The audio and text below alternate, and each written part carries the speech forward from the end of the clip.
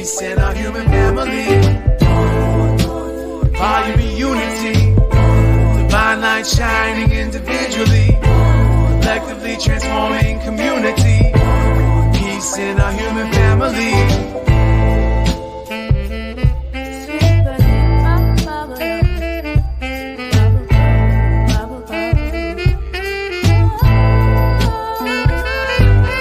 One love, one growth, as above, so below. Feel the pain in my soul, the red pill dissolved. Organized, no matter the cost. Politicians start wars, they don't fight, they sit in the poor. And nothing lasts forever as long as we stay together. Give hell to the masses, watch the unity rapture. This is for the kids and the culture. It's one love, one growth, one light, light warriors. Hello, everybody out there in the airwaves and out there in the podcast world. I got another special guest. This is a great artist, hail from New Jersey, Pasxson Chase. What's up? How's it going, brother? I'm chilling, man. How about you, man? Oh, good. Thank you so much for coming on to the show. Your music is very interesting. I say this about, I'm pretty sure people that listen to me, they hear me say this 24/7. Oh, your music is very interesting, because it is. That's because I listen to your music. I felt that, man. There has been people that have actually like tried to get on the show, and I listen to the music and I'm like, what? This kid hasn't done anything. Like, It still needs vision, but I don't understand. So when I really say that like this dude is interesting, I mean it. That this dude is interesting. I'm not out here just trying to get any interview with somebody, because no. Pasxson Chase. I like your pretend your pretend record. I was listening to it again earlier today. Awesome, man. Taking notes. Because you kind of so you have singers on there, right? Those are not you, or can you rap and sing? Because that's crazy. All the singing I did myself. All the singing and rapping I did myself. I had 2 features, but they were rap features. Dude, you're a hybrid. I always talk about like how the hip hop game has just changed from like the early 2000s. I mean, the only singing rapper really was like Ja Rule. Yeah, sure. Now there's like 800 different singing rappers and shit like that. And as a rapper, I'm jealous because I can't sing, and it would make it so much easier than trying to find features and shit like that. You know what I mean? Like, I had to learn how to sing, man. At some point, because when I was starting this, man, if you heard me sing, you'd be like, "Yo, please stop!" Like, it was bad. It was really bad. But as I got deeper and deeper into this, there wasn't a lot of singers in my area, and if they were, they didn't want to work with me. I mean, I wasn't really doing nothing crazy at the time. I wasn't big, and plus, the stuff I talk about, nobody wants to really, deal with or be a part of. It's real taboo in the music industry to talk about like depression and stuff like that. So I was like, man, I went on YouTube, I looked up singing lessons and just practiced for days and days and days. And I'm not fully the best, but I'm here. You know what I mean? Like, I'm able to do something with it now. That's freaking dope. I find it so crazy. I hear about people talk about all the things they learned off of YouTube. Like, I learned how to play percussion instruments off of YouTube, but I never heard somebody learn how to sing off of YouTube. That's freaking insane, bro. YouTube is the dictionary for everything. Like, it just tells you everything. Literally, YouTube University. Yeah, pretty much. All those careers that have started because of YouTube. Exactly. Like, it's wild. I mean, and especially because like, if you got like a hobby and you put it on YouTube and you're consistent with it, bro, you're gonna start making money out of nowhere. It's amazing. I think YouTube is one of the best like sites out there right now. So let's get into the origins before we talk about the project. What were you like in high school? Let's start with that actually. What was a Pasxson Chase like in high school? If I was going to high school, what would you describe yourself? Well, my friends said I was funny. But I was serious when I told them to leave me alone. But sometimes I was mostly asleep in high school. I don't even remember high school that much. I was really asleep. If I wasn't asleep in high school, I would sleep at home, waking up late for high school. But yeah, I was I tried to be as nice as I could. During my junior year of high school, maybe late sophomore year, I developed straight edge lifestyle. So I stopped doing a lot of drugs and drinking at that point. but yeah, I believed in like peace, love, positivity, and good vibes. But I also wanted people to understand that depression and stuff like that is real because I have depression. I'm bipolar, so like I deal with a lot of different things. So when I was a kid in high school, I was like, yo, like I could take this little talent I have. I used to rap at lunchroom rapping, and Yeah. I used to go downtown or walk around the school with a sign that said "We'll rap for food," and people like, all right, give me a verse, and I'll rap, and they give me like money, chips, soda. Like it was working at one point. So I was like, bro, if I could Wow. take this to a grander scale, I could do something with that. So me and a friend of mine, we started a label. Looking back, it wasn't a label, it was a bunch of friends together rapping. But and that's when I started making a lot of things. And I think my first project was called How You Perceive It. A portion of it's still on SoundCloud, but it's not like I don't know where the rest of it went, honestly. But that was like the deepest, saddest project for a 17-year-old boy to ever make, man. And like I'm thinking, yo, this shit is fire. Niggas in school is like, yo, you hot? Like I'm like I'm like, yeah, I'm sorry. I'm sorry.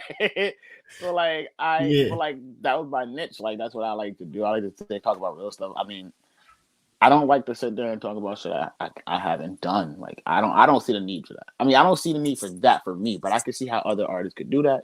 I mean, like if it work, it work. I'm not shitting on nobody. But Right. for Right. me, it was like nah, man. I want to do it this way. So I've Fact. been rapping and about like depression and real stuff and the relationships and stuff for since I can remember now. How old are you? I'm 23 now. Yo. So let me tell you something, man. I'm noticing that a lot of artists that are like, I'm 29, but I would say like 30 and up, you don't find a lot of black artists that are comfortable in talking about emotions, Yeah, like that's true. compared to younger artists. Mm. You know what I mean? Which is one thing I love. Like one artist I can think of that I can listen to whenever I have like issues. Um, but I rant to my girlfriend all the time to have problems. She's became the backbone. She rants to me too. So, but whenever I'm like by myself and stuff, I listen to like Juice World or Really cool. maybe some old XX Toxin joints and shit like that because the I young I just one of my idols. I don't know if you can see it, but I keep his heart on my finger at all times. word, you got Yeah, the tattoo on his finger. yeah. Word, I got 5 idols that like really made me the artist that I am. I want to say mm-hmm. not made me, but like help me push to get that artist. X. I got Kid Cudi's Rager tattoo because Kid Cudi's one of them. Yeah, Kid Hobson. Cudi, yep. Hobson is another one. Hobson, yep. Uh, Oh, you know about Hobson? That's the yeah, that's nigga my right favorite there. rapper of all time. That's like Uh, the black Eminem, True, basically. exactly. 50 Cent and Michael Jackson. Those are my 5 idols. And they all Word. have pushed me in a certain way to where like I am who I am when it comes to music or how I do certain Mm, things. mm. Um, um. So when it comes to like emotion and stuff, I really learned that from X and Hobson because like some of Hobson shit be hard, but if you really listen to his albums like I do, like he really be venting. That man be venting. I'd be like, God Yeah, he damn. be vetting hard. Sometimes we want to come. Sometimes I want to call him up like, "Yo, Marcus, you need a hug, man." Like, Yeah, God for real. damn, For man. But real. like, Michael Jackson is Michael Jackson. You know what I mean? Like, it's Michael Yeah, right. Jackson. And same with Kid Cudi, and same with 50. 50 is actually the first rap song I ever heard. I remember I was like 8 years old, Wow. and I heard in the club, and from there I just started making like. I was 8, so I wasn't making like not crazy, but I was rapping, saying to try my best. And as I got older, I started comedy rap because like with comedy rap, nobody can judge you because like, oh, it's supposed to be funny, it's supposed to be stupid. And then Mm. one day I sat down and really started it, and at that point, I think I was like 13, maybe 14, and I was like, yo, I want to try this. I want to keep doing this. So, Word. That's dope. That's dope. Yeah, man. I think it's just amazing how hip hop is able to talk about yeah, their 100%, man. emotions now because Yeah, that's always been the thing. hell yeah. Especially how black men are raised. We're always raised to like keep our You know, shit bottled in and be the shit like tough one that. in the group and shit like that, bro. And Right. it's really fucked up.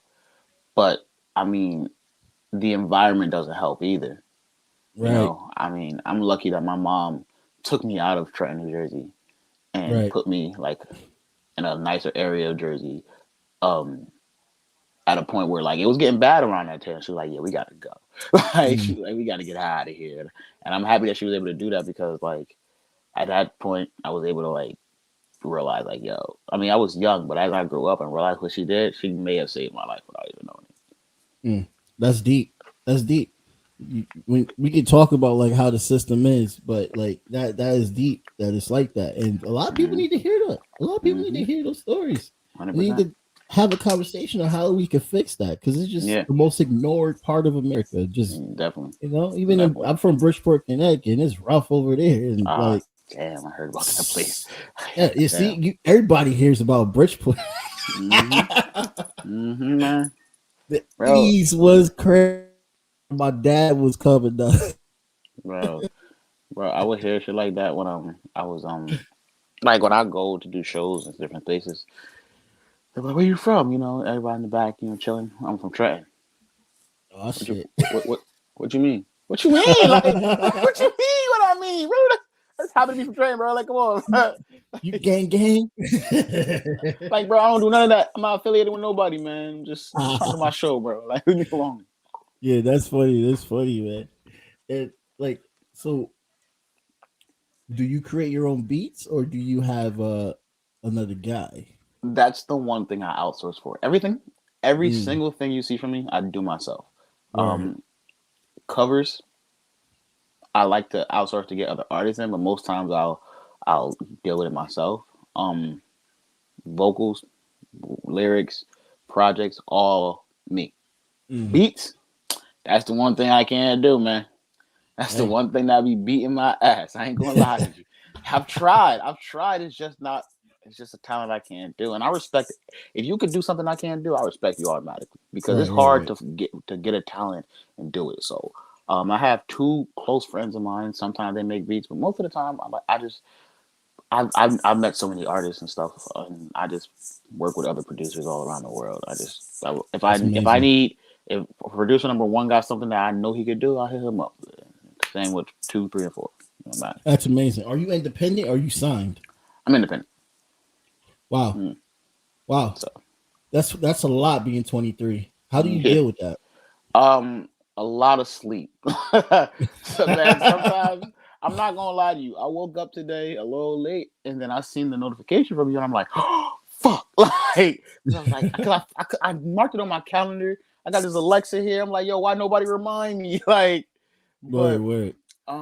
yeah, I just stress. It's stressful, man. It's so stressful. I remember, um, my biggest song hit when I was like 19, and Mm, I damn sure didn't know what to do back then. I've had a nice. lot of trial and error, and I just keep going. That's all I could do. That's all you could Hey really man. do is just keep going. I mean, Yeah. It's the best way, honestly. You don't want to get caught in a 360 yeah, deal, especially hundred being percent. young.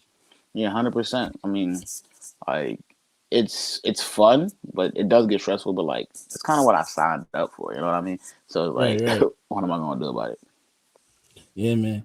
Do you like have any artists under your belt? Because I kind of sense that you have like this type of like mentorship that you could bring to other young cats that Well, I mean, I don't have any. I don't want to say I'm mentoring anyone, but I do have like a couple friends that still do music, and I try to tell them like, yo, like use me. Like if you need me, let me know. I can help you the best I could. I mean, sometimes they do, sometimes they don't. You know, pride is a big thing. Sometimes that's it for it help. is. But nah. Just got my friends that I pretty much that I've rapped with since high school. Just I'm on a kind of a grander scale. I don't want to say like I'm bigger than them, but I'm on like a different level right now, and I'm sure they're gonna get to that level. I have faith in them. Mm-hmm. Excuse me. But if they need a feature, they know I always got it. Like no matter what. Word. And like you have your own studio and everything, right? Yeah. You don't go Everything to is nobody. home. Yeah, Everything at home. I could go to the next one right now. that's Start. freaking dope. Yeah, That's dope, man. Just to have your own studio, yeah, like man. right, Shit. It ain't nothing lavish. Like you walk in, it's not what you expect, but it right, gets the job done right now. You feel me? It gets the right. job done. Let's break it. Let's break it down. What makes what why do you feel that you have to? Well, which, by the way, you have great extraordinary music. But Thank you, I why do you appreciate it. feel that you have to? Why do you have to make sure you tap in on the emotion side? Why do people not feel? Why do you feel like you don't need to do those hits and try to make Billboard and all that stuff like that? Because I like to think of it every time people ask me that question. Right. I think of it as like if me and four other artists are rapping about the same shit, Right. maybe two of those artists are gonna make it, and then me and the other three are still gonna sit here try to figure this out. Right. But if I go and make my own lane about stuff that is so touchy that people that everyone has an issue with, everyone has problems with relationships, everyone has problems with like depression and emotion. If I go by myself and make that niche, people are gonna start gravitating towards it. Cause like, Mm, yeah, I hear that all the time, but yo, what's that? Like, mm, you know what I mean? Like everybody wants to try, especially with music. Music is the most safest thing to try without any type of consequences. mm. So why not? That's Are what I you always also say. influenced by the heavy metal scene, the post metal scene, like the bands back in the day? Like I know I XX Toxin, his favorite band was shit, what was it, Blink 182 or something like that? It was one of I those. I believe it was. I could be wrong about that too, but I like all types of music except for country. Um, and nothing against the people out there listening to country. It's just not me. Like Right, right, I can't jam with the country. right. The closest I got to country was Lil Nas X, Old Town Road. Yeah, But fire artist. fire. But I just enjoy music. Mm, And literally, that's it. And you can hear it in a lot of the things I do. Like you'll hear um, the rock influence. My one mixtape I dropped, yeah, whatever, cool, do you. It was a lo-fi punk rock project. It was 3 songs, but they're all lo-fi punk rock. And word, word. like I just like music. And if I can't do it, I'll still try because what happens in the computer is between me and the computer. Nobody knows what happened there. So if I don't like it, I can delete it, call it a day. But like, if it's good, Facts, I hope to release it sooner or later and see what happens. I just like music. That's about facts, it. facts. Yeah, man. Because I always talk. I've been talking about lately because there's a lot of nuance to hip hop that people don't understand. So I try to like whenever I interview an artist or a non hip hop artist, something like that. Like always try to like bring the nuance in because majority of the country only knows mainstream. They don't Oh, understand there's like 100%. mad 100%. different genres within hip hop and stuff like Yeah. that. Like Yeah. I had a horrorcore artist on. I had Scammon on for fucking 3 6 Mafia. And he's a straight up horrorcore artist. Like and Ooh. he's nothing mainstream at all. Like he's talking about selling his soul to Satan and shit. Oh shit. But it's all comical though. He's not Yeah, really 100%. saying he's gonna sell his soul to Yeah. Satan. I remember when horrorcore was like starting to get out real big in the underground. I used to Right. fuck with that shit. Heavy Eminem was doing it on relapse and shit. Yeah, Like yeah, yeah, horrorcore still go hard for me sometimes, bro. Don't yeah. get twisted, bro. I feel like that genre might come back. You know, I had a Green Man on who worked with Project Pat, and he's like a horrorcore artist, but he's also a juggalo as well too. And Ooh, he was the juggler's different breeze. Juggler's a different breeze, bro. and his shit is fire. So I'm just like, yo, like I wish that there was a way that hip hop artists and post metal artists, bands and stuff like that can like kind of like mold because you Bro, hear the influences in so many other rappers. 100%. I It would mean, be so fire. exactly. And what I tell myself is like I'm young. So I don't have the tools that I would have. Like if you give me a fucking gospel choir, shit I can do Right, with that. You give me a live band, the shit I can do right, with that. I just don't have it yet, and that's okay. I'm not struggling. I'm not exactly. like sweating over it. But what I work with what I got, and Mm-hmm. I do get so excited thinking about that time when it comes because like I don't know what I'm gonna do, but I know that I can do something crazy with it. Mm-hmm. Let's get into the project. Pretend. Now, before I shout out my favorite joints from this project, what I love about it is how it's like I see that you're like literally like taking your time into like giving the uh the fan a chance to just like get a sneak peek of you, because it's only 17 minutes long, but it's 17 minutes long of like good vibes, good rhythms and shit like that. What got you inspired to make this project Pretend? Um, I've had this concept of pretend in my head, in my notes, in my computer for since 2018. I but I never had the confidence to pull it off. The concept of pretend is like everything's good, we're having a great time, I'm with my friends and shit, and then it flips to come back to reality. He's like, "Yo, wake up! Like it's all a dream. It's not real." And then it just gets sad from there. Um, I never really knew how to execute it when I was younger, so I just waited and waited. And Pretend is my sixth studio project. So I felt like while it's not big to other like big artists, but for me, where I'm at 23 years old, to have six full projects under my belt, that's Right. pretty big to me. And I was really excited. So I thought, let's give it a shot. A lot of my projects are short because they're not full albums to me. They're mostly EPs and like a couple mixtapes. But um, when it came to Pretend, what really made me want to do it, besides the concept, is I was in a new point of my life. Like I just finished my Pink series, Pink 1 and Pink 2, and I had like a little spinoff, which was Yeah, Whatever, Cool, Do You. That was about like a real bad relationship I was in. So I've just finished the series for Pink, and I really didn't know what else to do. I was like, um, shit, what am I going to do? And I just signed a distribution deal at the point with Untitled Export, and they were like, "Yo, let's get us a project out for summer." Most of my tracks, or most of my stuff, comes out in the winter because it's sad boy vibes, Right, So right, when they right. were like, "Yo, we need it in the summer. We need like 8, 9 songs," I was like, "Ugh, um, okay." But like I needed that because I was so stuck on singing and like talk rap, I guess you could say, that I forgot I could rap sometimes. My friends kept telling me like, "Yo, you got the bars, let's just do that." So I was like, fuck it. So Pretend, that's why the first half is just all bars. I had fun with it because I wanted to test myself to make sure I still had the bars that I used to have when I was in high school. So that's why it was more summer vibey, because I felt like, it was the summer, it was late August that was coming out. It just made sense. Yeah, and the R&B vocals really does complement it well. Fucks with it. Thank My thank you. favorite is my favorite joint right now. Is Cotton Candy Butterflies. Actually, it's Yeah. Cotton Candy Butterflies, and then fucking I fell in love with the devil at prom. That shit is fire, bro. Thank you. Thank you. Thank you. That shit Thank is you. fire, yeah. Thank you, man. I appreciate that. I Fell in Love with the Devil is my favorite, but Cotton Candy Butterflies, man. Yeah.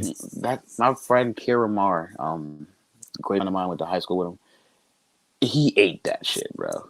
He ate that shit. I wanted to give him a chance to really show what he was capable of. That's why I kind of just did the hook, so to speak, and I didn't put a verse on it and shit because he ate that shit. Like this is the best way I could put it. The man destructive.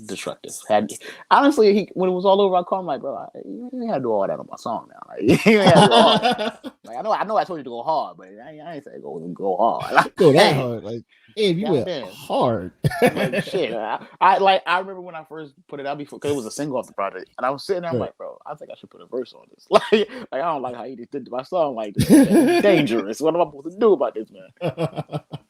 But I'm happy that it came out the way it did, and I had to leave it because he really he solidified that song. So shout out Kira Mark. Word. What was the I fell in love with the devil at prom about? Um, well, like I said, my Pink series is about my ex, and I fell in love with her at prom. We were young. We were young. We were together for like 5, 6 years. And if you hear the song, "It's been a long night. I can't find no one that I want to be with." I'm kind of taking myself back to that prom setting, but this time I'm trying not to fall in love with her. Because she said she loved me, but I just can't believe it. Like I've been here before. So this time I think I'm gonna leave it. What does she say? Because I don't want to look back in time and talk about what happened. I don't want to look back in time and see how you treated me when you knew that I was broken. because when I was in a relationship, I was still with depression, and I ain't gonna go through that. But like, it was like the point was I'm trying to take myself back to that setting where it kind of all started, but like try not to do it. So to speak. Where the time has gone. Now That's another one, man. So, because I love the story of where has time gone, bro.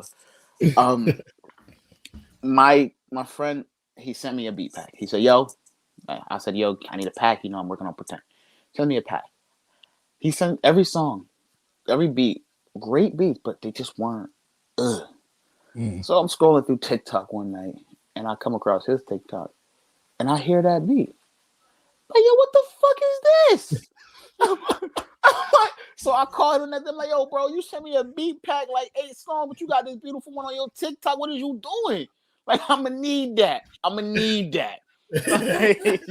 So he gave it to me, bro. And that's actually a freestyle. Like, everything on that is freestyle, like off the dome right there. Oh, for real? Nice. Yeah, because I didn't have anything written. So I'm like, let me just see what happens. Because like the way I do music, the way I like make my music is I freestyle every track. Every track is freestyle to an extent. Like, I'll start freestyling, I freestyle the whole bar, and I'm like, okay, that was nice. Let me take that bar. Let me take. That's like how Juice WRLD used to do it. Yeah, like everyone says that, but I never knew that. I'm not a huge Juice WRLD fan, so I didn't know that. So like, I'll freestyle one. I'm like, take that bar, and then I'll write around it. I start writing around it, make the lines good, and then make the structure of a song. So I was like, let me just freestyle it. So like, I'm in the booth and I'm recording, and before I knew it, the song was over. Like, and I was like, yo, this shit's fire, but. If I didn't go on TikTok that night, I probably would never got that beat because he wasn't. That's crazy. Man, TikTok is just like doing the Lord's work for artists right now. Mm-hmm. It's literally like putting artists on the map. Like 100%. No wonder Soulja Boy is yelling, "Oh, I'm #1 on TikTok." Got to remind niggas like, yeah. Soulja Boy never took an L in his life. He was the first one to do everything. I believe it. Yeah, I believe it. I mean, yeah, dude, definitely come to social media and how to like learn how to fucking use social media to build your platform.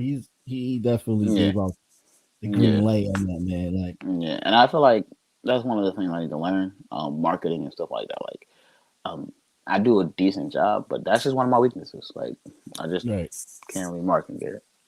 You'll get it. I mean, if you want to talk to my boy in Switzerland, I can definitely link y'all up. All he does is talk about marketing with artists. Like, that's part of his like thing. He just 100%, helps out a lot of artists with marketing and shit like that. I would love to do that. Thank you. I'll definitely link you up with him. He's a great guy. I went to high school with him. Awesome. I appreciate it, bro. Definitely appreciate that. What else you got going on now? Like, you just pushing that record, that album right now? Right now, I am pushing Pretend because I'm working on my next project. I would give a name, but knowing me, it'll change in a heartbeat. So, but I am working on the thing. I'm sitting on like 4 songs. I might release a single. Hopefully, a little bit after Thanksgiving, I plan to release just a random single. It might go on a project, it might not. I don't know. I just feel like I've been too quiet. So, I'm gonna drop something like that for now, and I'm just trying to work it out, but still push that project because it's a dope project. I feel like it's good, especially for being at such a short time. Yeah. What the fuck was that? But I think at some point it'll really be good to get ready for the next project. But I'm not trying to drop too much that it's hard to digest for people. That's all. Facts. Yeah. I mean, like, honestly though, like, I like what you're doing. It's interesting because we released the album that was a short like that. It was like 30 minutes short, stuff like that, and it got a lot of good vibes from it and stuff like that. And I'm seeing that you're like getting numbers that are similar to ours and shit like that. So it's probably that's cool as fuck. Like 7,000 people listen to your shit every single month. That's freaking beautiful, bro. Yeah. And it was actually a lot more, but like I said, I was quiet, and when you're quiet, they eventually start to go away. Right. And I like short songs. I like doing shit like that because my formula is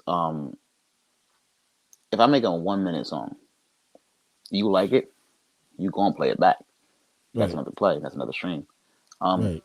because it's like it's so good and you're enjoying it, and before you know it, it's over. And I find myself doing that with a lot of other artists too. I'm like, damn, why that show so short? Let me play that back, play that back, play that Yeah, back. yeah, So yeah. like that's my formula. That's my little cheat code I've learned just to like, but I also like short songs because like most of the time I'll write like one good verse or I'll sing it and whatever. And then I'm like, okay, second verse. But I'm like, yo, this was so good though. That's it, that's it. like that's it, that's it. Like so that's just that's my little cheat code that I've learned that short songs go a long way. Not to say that long songs don't. I just noticed that my longer songs weren't getting much speed and revenue as much as my shorter songs. Right, right. And then you can always switch it up once you build up that fan base, How did you feel when you saw that you literally had 300,000 people listen to your shit one time? How did that See, feel? that was amazing, but it wasn't as amazing as when I first got 100,000 on that song. Like I said, that song hit when I was 19. Right, right. And I remember waking up in the morning, just about to go to school because I was in college at the time. And I'm already late, by the way. I'm late to school. So I'm You're getting not up a and morning bird, I can see. I am not a morning person. I am not. So I'm getting up and I'm running, I'm trying, I'm like, fuck. And I get a call. And I'm like, hello? And he's like, yo, you see anything? I'm like, bro, I don't got time for this. What? Like, he's like, bro, you hit 100,000. I'm like, bro. Is my life a joke to you? Like, I'm over here late to school and you telling me I hit 100, bro. I deal with you later. Do. Hung up, gone. Trying to get to school. I'm riding home. I'm driving to school, and like I get in the parking lot. I'm like, yo, what if he wasn't lying? Like, why would he lie about that? So I'm in the parking lot. And I'm checking, and I'm like, yo, bro. To me, that was God saying, go home. You can enjoy the rest of your day. So I went back home. I said, fuck that glass. I said, fuck that glass. I went my ass back home. And I enjoyed my day. Like, that was like the greatest thing. And I remember sitting there just refreshing it. And Right. it kept going and going. And I'm like, yo, this is amazing. At some point, I thought I made it. I'm like, I ain't got to go to school no more. I ain't poor no more. Mama, I made it. Obviously, it wasn't the case, but it did put me on a grander scale. I'm very grateful for it, period. Yes. But now it's at 300 something. And when it gets to that half mark, that's when like I'm going to be really excited. So I'm just kind of living right now. That's crazy how you literally was like, bro, I'm going to skip class. bro, honestly, bro, in high school and and college, school wasn't for me. You know what I mean? Right. School wasn't for me. In school I took I majored in music theory, and I was trying to major in music theory because I wanted to learn more about music, how to structure it and certain stuff like that. Well, they were teaching me about Beethoven, Bach, and classical music, and that wasn't gonna help me. Like, it still hasn't helped me since this day. Yeah. Like, so I was like, I just didn't, like, don't get me wrong, for everybody out there, if you can go to school and you got the brain, go to school. But for me, it just wasn't me. Right. There's no hip hop music theory or funk, at least Exactly. funk or Motown, something. Nothing. Some type of Nothing music at all. theory for that. You know what I mean? We can't Nothing just at all all. learn Beethoven and shit. Exactly. Right? And plus, I was like, I was going through my my depression and stuff like that. So it was really hard. I think what sent me over the edge was I was minoring in like business major, and they gave me statistics, and I couldn't do it no more. That was the last straw, and I never went back. I never fucking went back, bro. Oh man, that's real. I had a horrible day, and I'm like, let's go to class, get this shit over with. Yeah. And then the paper spoke Spanish. I said, I'm leaving. I'm not doing it anymore. I didn't understand it. I had enough. I was not happy with anything they were doing. That's real though. That's real. I mean, I could kind of like understand because like when I was going to college, I was just sitting there like, bro, like why the fuck am I here? Like, I don't really want this shit. Like, the only reason why I went because my parents was telling me like, oh, make sure you get a good degree, stuff like that. And I was trying to do music, and they're just like, oh, where's that going to go? but we want you to do it. You should do it, but you should also get a good degree if you're going to do it, just in case. So I went to college just to appease them, and then I dropped out when I moved out of my parents' house. Didn't tell them until like a year later, and they were just like, "Oh, you dropped out." Man, for me, bro, that's funny as hell. Cause I can see it was like, what? What you been doing for a year? Working. I had like 3 fucking jobs. I was living on my own, but I was working hard. That's what I was doing. That's respectful, man. Because I remember at some point I was like, when I dropped out, my mom didn't go to college. My dad did. So my mom was like, okay, work. That's all you're gonna do. My dad was very respectful. He was like, all right, cool, work. That's what you're gonna do. But when the music started pumping out for me, I'm like, huh. Like, I want to do this full time, guys. Like, this is what I want to do in my life. And they're like, they're like, look, if that's the stuff that I talk about is different than most rappers, that especially that they've heard, you know. So they're like, I don't know. I mean, it took my mom a little bit to understand, because like your parents, no one that loves you wants to know that you're dealing with the shit that I talk about. Right. So that's why it took my family, my mom and my dad at least, to some time to really get to the point where they were like, okay, I respect it. So I'm to that point now, but I just knew that it was harder than it was. Oh God. You got any tours or any shows you plan on doing? I don't have any upcoming shows right now. The pandemic really killed a lot of shit. Yeah. Let's start with that. Yeah. But I do want to get back out there and stuff, but it's hard. It's hard to try to figure out, you know, how you're gonna do certain things when people are so afraid to be, you know, together right now. So it's hard to like try to get them out and try to do stuff. But I do want to get back out there and stuff. Cause I miss the stage. But then my music has changed, because at first it was like really loud, hard bars, music shit, and now it's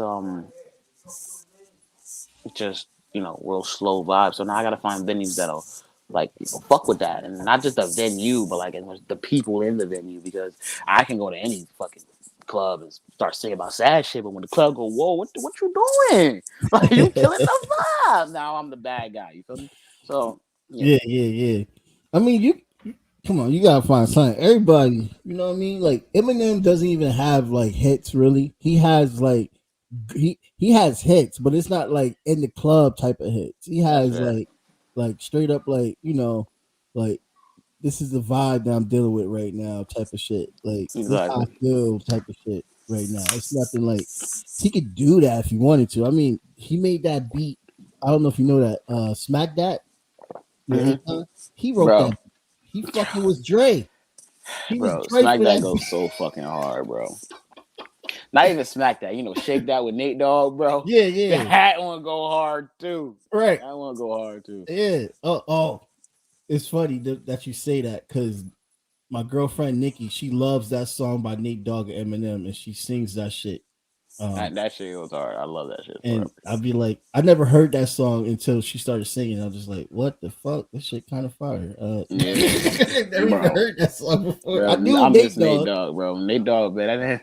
He's like 2 to the 1 to the 1 to the 3. I like 2 to the 1 to the 1 to the 3. I was like, I was like, yo, excuse me. Okay, don't start singing. He's about to start singing it now. But yeah, I haven't heard that joint, and I was so shocked to hear that, because I'm a big Nate Dogg fan. Like, I love Nate Dogg and Eminem. Like, I was like, how the hell did this shit get past me? But they have so many projects. Oh yeah, man. They got Till I Collapse is another good one. Right. That's my favorite one from that duo, I should say. So that's a serious record. Yeah. They got so many. Eminem he's a GOAT, man. I feel like too many people shit on Eminem these days, but I feel like he's too dangerous right now, because like a lot of rappers be trying to get at him, and they don't have the type of bar caliber that he has. I feel like they should leave that man alone. Leave that man alone. Just leave him alone. Simple. Leave that man alone. The in his 50s and he's still doing that. Leave that man alone. And he's rapping even faster than he was when he was in the 90s, man. Like, leave that man alone. That's all I'm saying with that shit, bro. Leave that man alone, bro. Don't have him go in the booth thinking about you. That's bro. He out rapped Tech 9. Yeah, that's crazy.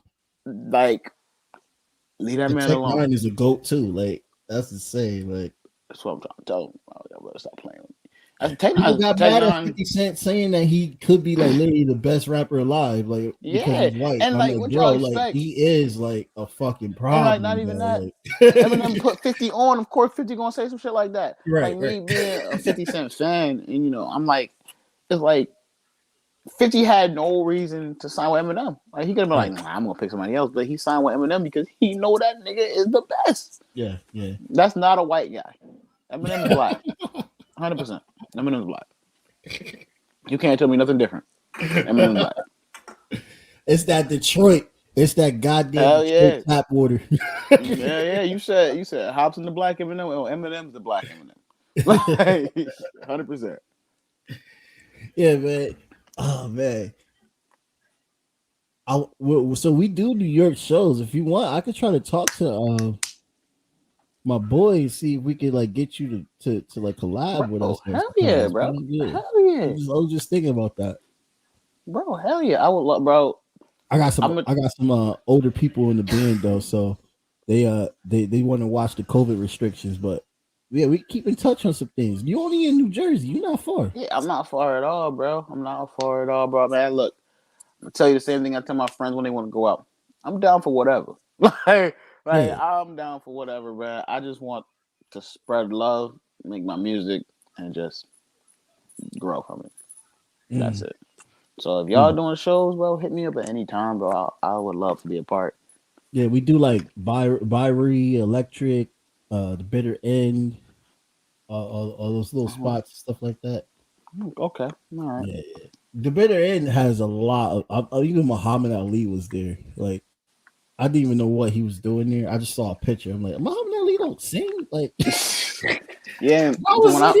When I first started doing shows and shit, that's when I was still in college. So I would go to school, go to work, hit the road, not come home till like 4 a.m., do homework, and repeat the same cycle. It was hell.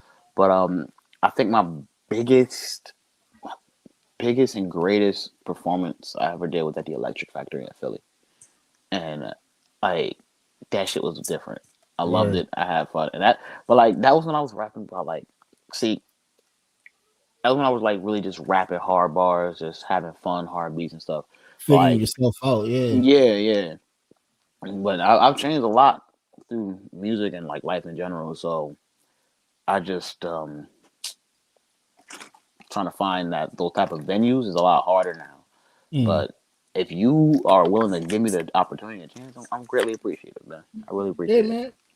Well, like because we always been looking for somebody to open. You know what I mean? Because like awesome. It's a big deal, and like even finding other headliners, like we do like 4 to 3 hour sets. God damn. I think I could do that, but damn, that's a lot of set. That's a lot of fucking sets. Damn. Well, Eric is just a beast. He just 24/7, just like, we gotta crunch this in 24/7. That's the lead singer of the band. But like, dude, like your music fits the type of vibe that we talk about, stuff like that. So that's why I was thinking about that, because like it gotta be someone that's in the same concept, you know what I mean? And like your music definitely fits the type of vibe, because we talk about serious topics all the time and emotions and stuff like that. We don't really dabble into like relationships and shit like that, but we talk about like mental health and all that stuff. Like it's a big deal. I'm down. I'm definitely down. I really appreciate it, bro. Word. Yeah, man. There's so much more we could talk about, but I have to get ready for work. Yeah, man, I felt that, bro. Grinding. Man, but tell everybody where they can find you one more time, and send me your links, and then we'll keep in touch. I'll let you know about the dude in Switzerland as well too. Bro, everywhere. Google. You just Google me; it'll give you everything. Just Pasxson Chase. Twitter, Pasxson Chase. Instagram, Pasxson Chase. Like, literally, that's it. Just type that in and you'll find me. Word. And everybody listening, have a really good day. Check out my boy Pasxson Chase. This is a really good kid right here. This is some type of music that not many people got right now, so it's definitely interesting. And check that shit out. All the way from New Jersey here, New Haven, Connecticut. We got the solidarity going. Pasxson Chase, you got any last words that you would like to say? Go peep pretend. Did my shit with that. And just live your life, be happy, and spread love. We have enough anger and violence in this world, so let's try to make it better than what it got to be. Facts, yo. Facts. Man, it's crazy. Wait, yo, how did you feel about that Travis Scott shit that happened? Actually, bro, that was crazy, bro. Right? Yeah, that shit, bro. I couldn't live with myself. Like, I heard he hasn't left his home. He got to pay like $2 billion, $2 million probably $2 billion.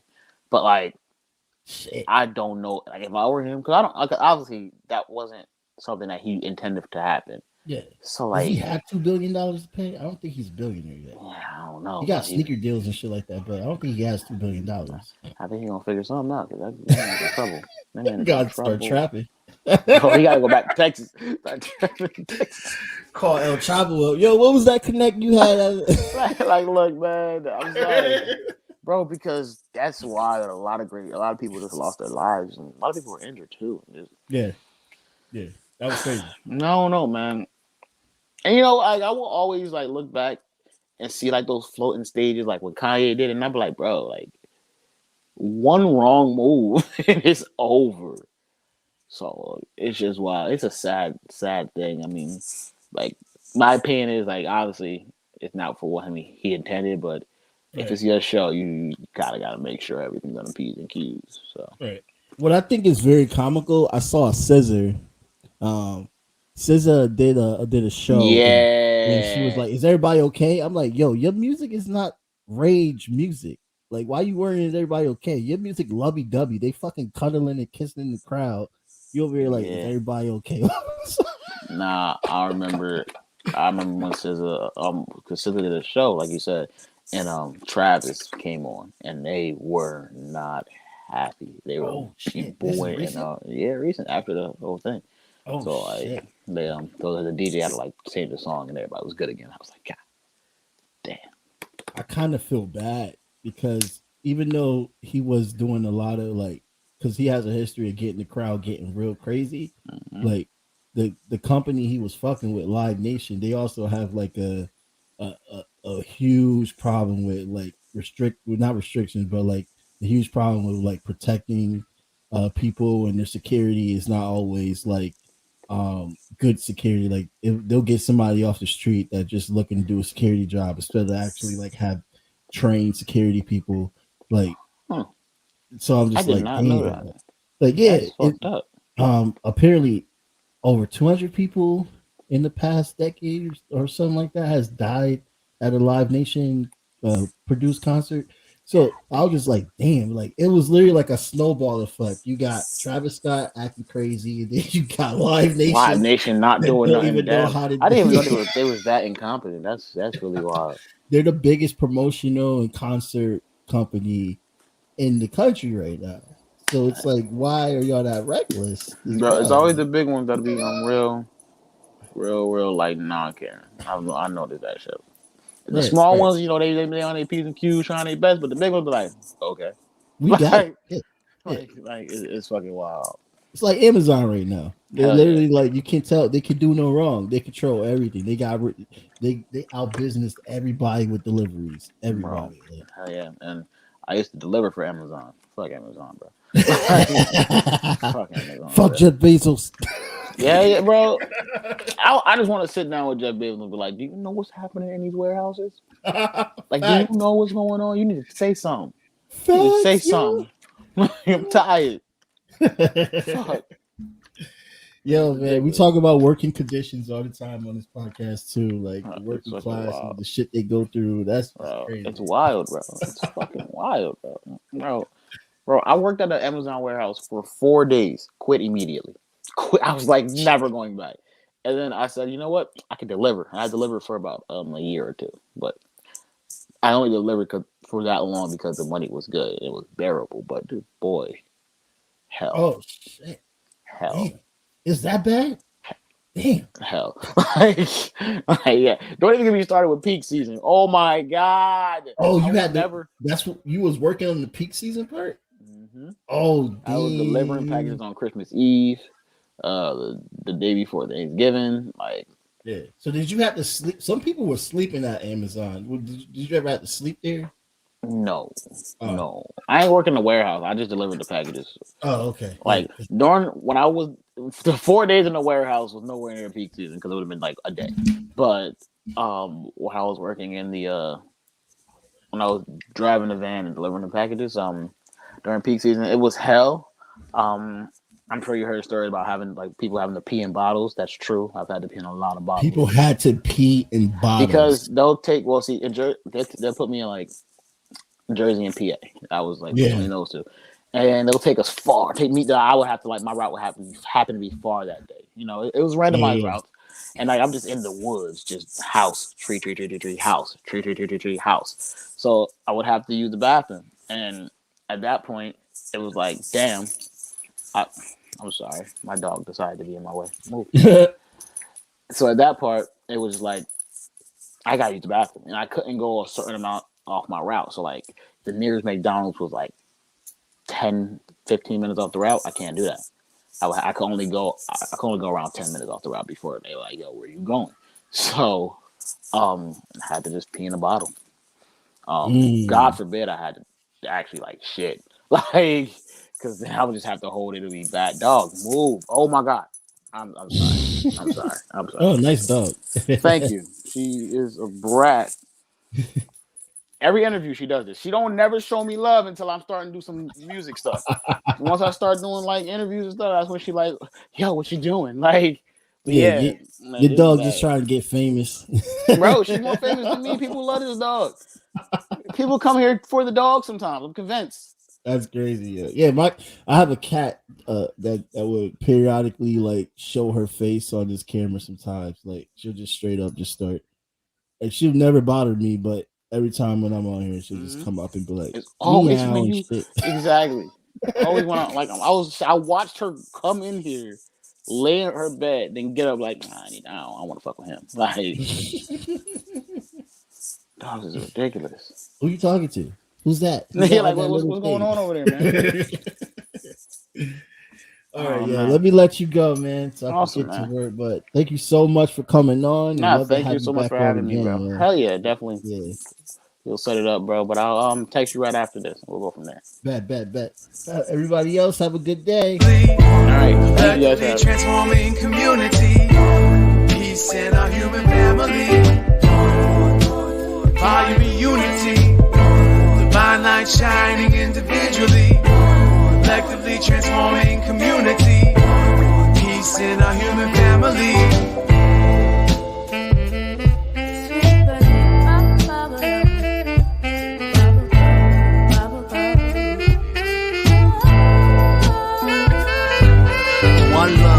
Growth as above, so below. Feel the pain in my soul, the red pill dissolved.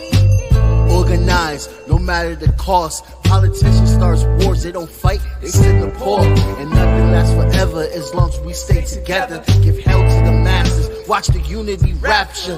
This is for the kids and the culture. It's one love, one growth, one light, light warriors.